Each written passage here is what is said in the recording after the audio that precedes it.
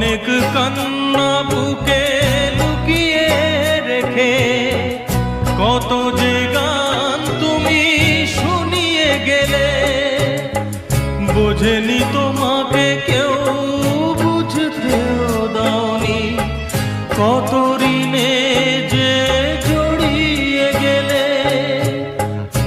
আজকের শিল্পীরা কান্না ছাড়া গোয়া কি দিয়ে মেটাবে সেই গানের দাম?